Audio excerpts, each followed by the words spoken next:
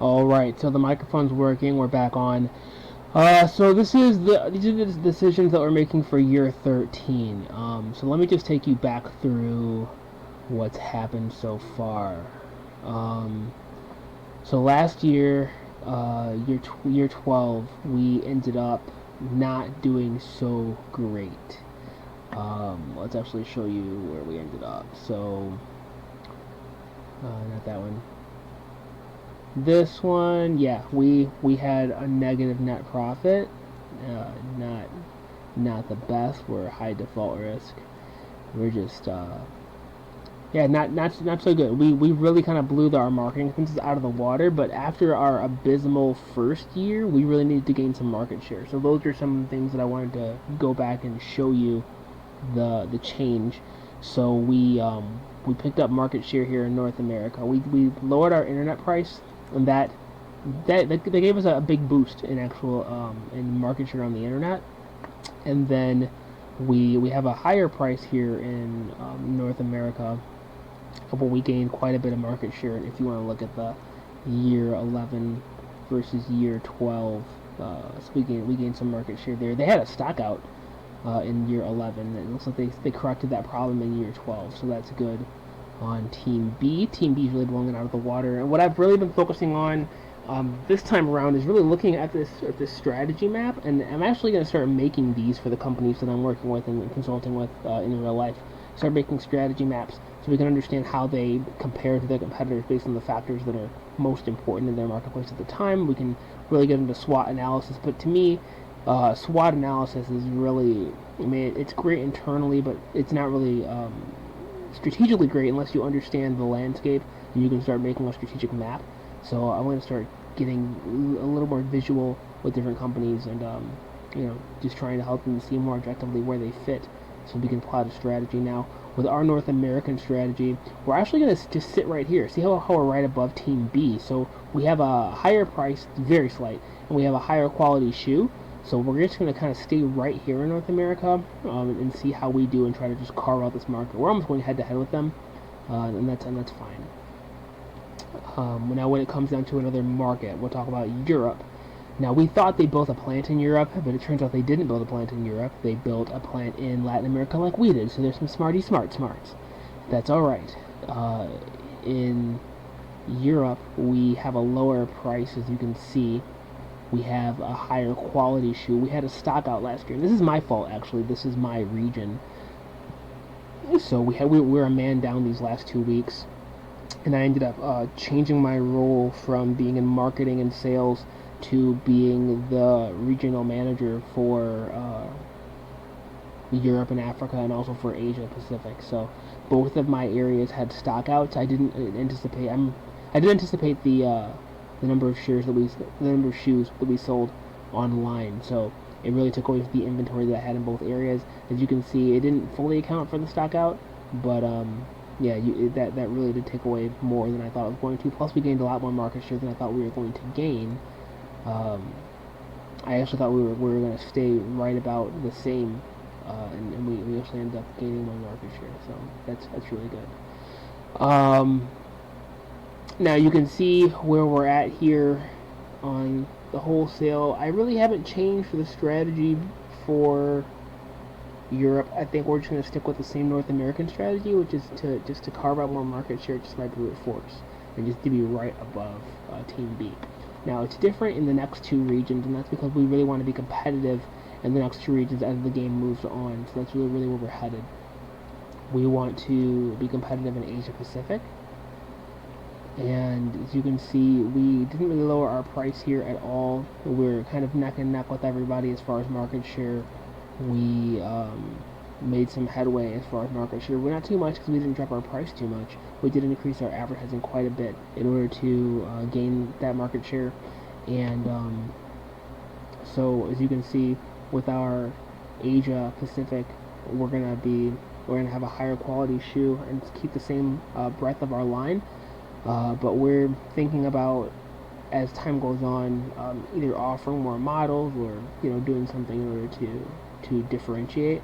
We're gonna pilot that this year. Actually, no, you know what? Oh no, sorry. We're piloting that this year in Asia. So we're gonna move we're going to actually create more lines. We're going to be moving up and over from Team B and try to carve out this little space right here in the market. And I don't think we're doing that in Latin America. In Latin America, we actually have less shoes and we're a lower price. So we have a much different strategy in Latin America. It's probably the most different strategy, where we are going to reduce our price, reduce our models, and just really kind of go after a very lean operation to be the cheapest shoe in the region. So as you can see, we slashed our price by quite a bit. We don't have anywhere near as much advertising as everyone else, but it's still giving us great demand and huge market share. We had a big market share jump in Latin America after we dropped our price down. So we're hoping that we can maintain that and grow just a little bit more in Latin America, and then we can start creeping our price up and become more profitable there. Now, the big play for us this year is in private label. So as you can see, we got outbid in private label every year. We got outbid in private label the first year and the second year, and we're hoping we don't get outbid this time. So let's take a look at what we're doing in private label operations. What we're doing is we are bottoming out our price. We're bidding at a loss for every single shoe. And it's interesting. I can't really show you because it took us an hour and some change in order to get these settings in here the way that they're in here. I don't want to change anything, but I'm just going to tell you the story. So we're sitting around talking about our strategy, and we're trying to figure out what we're going to do in the private label. Now, originally we were talking about, pulling a Sam Walton and just like cutting prices way down, or just getting out of the market altogether. When we ran the numbers, what happened is getting out of the market altogether prevents us from running our plant part of the time. So as you can see, we're running our plants in Asia and Latin America pretty much full out for private label production. And what that does is it gives us greater efficiency within our plants. So we have fixed costs in order to start out the plant, and by taking advantage of some of these variable costs and just producing more shoes while the plant is running, it brings down the cost per shoe by quite a bit. So we could actually take this loss per pair of shoes and still be doing better than if we weren't producing shoes at all, which means that we are able to drop the price down low enough that we should get the bid. I mean, and we're also going to test and see the mettle of this other company. Now, company B's been blowing us out of the water in private label since the game began. We're going to see if they're willing to go negative. So we're going to see either they're going to go negative, or we're just going to have a race to the bottom until we run out of efficiency, or they're going to get out of the market entirely, or they're just gonna start doing what we did and start just like not being able to get the contract. So I'm actually willing, depending on what they do, I'm actually willing to drop each one of these prices an additional $2 per shoe, just to make sure that they can't outbid us in the marketplace, and that we can really hit them up. So that's what I'm planning on doing in private label. We're just gonna go rock bottom and try to drive everyone out of the market. We're going to do that for efficiency, and we're going to try to play the rest of the game out and see where we end up with our strategy. So I mean, either it's going to work and we're going to start climbing out of this hole that we're in, or it's not going to work, and we're going to try to figure out another way to win. They call this the business strategy game. It's not.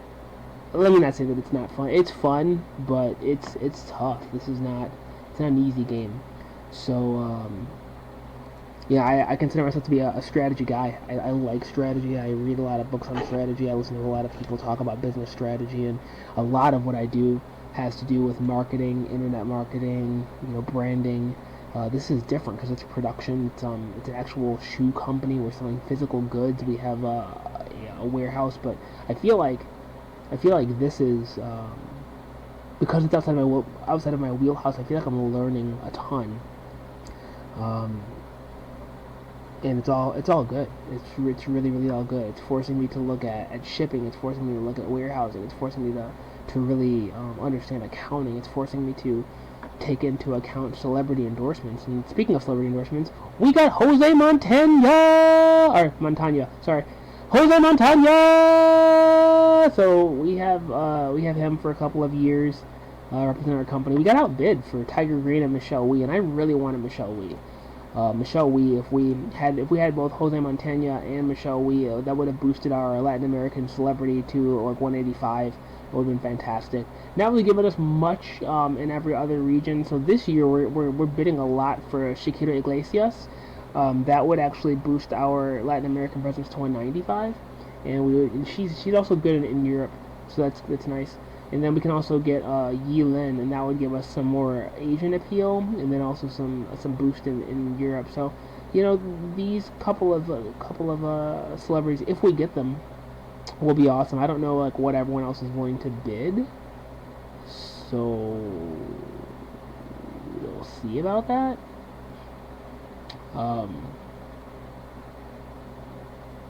But yeah, we're interested in these two. We hope we get them, and you know, if not, we're gonna try to get a little Bronco Mars action. Uh, you know, Peyton Mannion's back up, so you know we'll see. We're definitely gonna play the celebrity game. Try to get our shoes on. Who's popular right now? Kardashians. Get our shoes on the Kardashians. Yeah, yeah. Get Ivanka Trump to wear something. I don't know. We'll figure it out. She won't wear anything other than her dad's line, but we'll figure it out. That's really the game though right now. I'm trying to think if there's anything else that I need to show you. But yeah, nope, nothing else I need to show you. Just that's our strategy. We're wrapping it up, and we'll see what happens tomorrow.